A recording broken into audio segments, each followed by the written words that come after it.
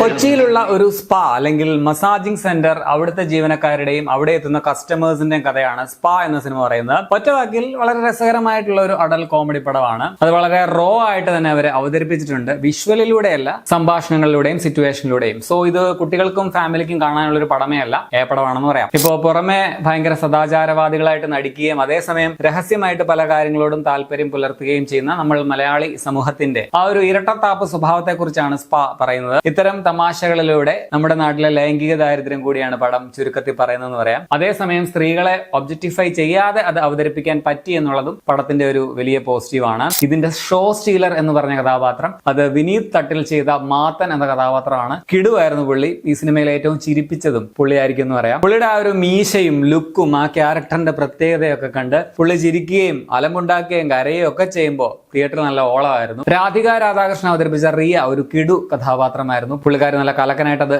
ചെയ്തിട്ടുമുണ്ട്. രാധികയും വിനീത് തട്ടിലും കൂടെയുള്ള combination scenes ആണ് ഈ പടത്തിലെ ഹൈലൈറ്റ് ആയിട്ടുള്ള ഭാഗങ്ങൾ എന്ന് പറയാം. വിനീതും രാധികയും കൂടെയുള്ള ഒരു പാട്ടുണ്ട്, അത് ഭയങ്കര രസമുണ്ടായിരുന്നു. അതിന്റെ പിക്ചറൈസേഷനും മ്യൂസിക്കും ഒക്കെ. നമ്മുടെ രതീഷിന്റെ രാജീവം വിടരും നിൻ മിഴികൾ എന്ന പഴയ പാട്ട് എനിക്ക് ഓർമ്മ വന്നു. സോ മൊത്തത്തിൽ ഒരു ഡിഫറെന്റ് ആൻഡ് ബോൾഡ് ആയിട്ടുള്ള ഒരു ശ്രമം എന്നാണ് എനിക്ക് തോന്നിയത്. പിന്നെ ഓർക്കുക, ഇത് സ്ട്രിക്ട്ലി 18+ ആണ്.